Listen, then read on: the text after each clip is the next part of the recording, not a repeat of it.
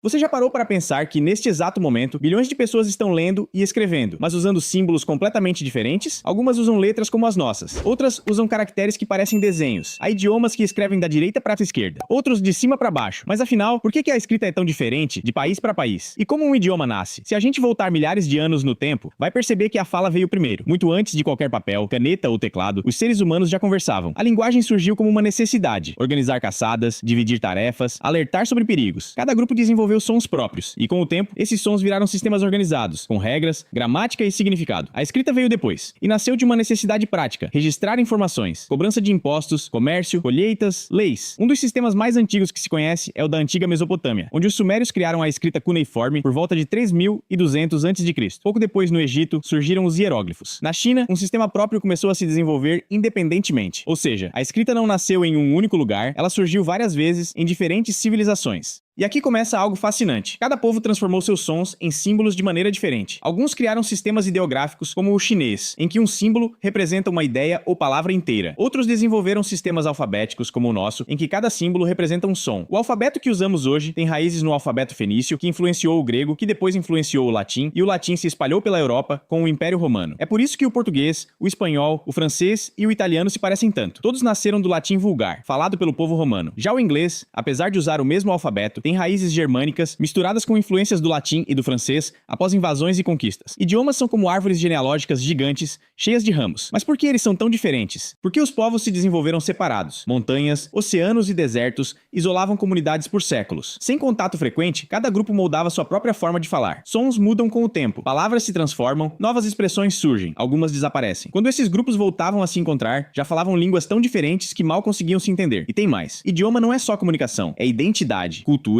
história. Ele carrega a forma como um povo enxerga o mundo. Existem línguas indígenas que têm dezenas de palavras diferentes para tipos de chuva. Outras possuem múltiplos termos para descrever relações familiares específicas. Isso mostra que linguagem e realidade caminham juntas. A escrita também evolui. Pense na nossa própria língua. O português já foi escrito de formas bem diferentes no passado. Reformas ortográficas mudaram regras, acentos, grafias. A língua é viva. Ela se adapta à tecnologia, às redes sociais, às gírias. Palavras que não existiam há 20 anos hoje fazem parte do dicionário. E um detalhe curioso: nem todo idioma tem escrita. Muitas línguas indígenas, por exemplo, são apenas orais. E isso não significa que sejam menos complexas, apenas que a tradição de registro sempre foi feita pela memória e pela transmissão de geração em geração. Então, quando você olha para um texto em japonês, árabe ou russo e acha impossível de entender, lembre-se, aquilo é o resultado de milhares de anos de história, isolamento, troca cultural, guerras, migrações e adaptação humana. No fundo, todas as línguas nasceram da mesma necessidade básica: contar histórias, dividir experiências e registrar o mundo.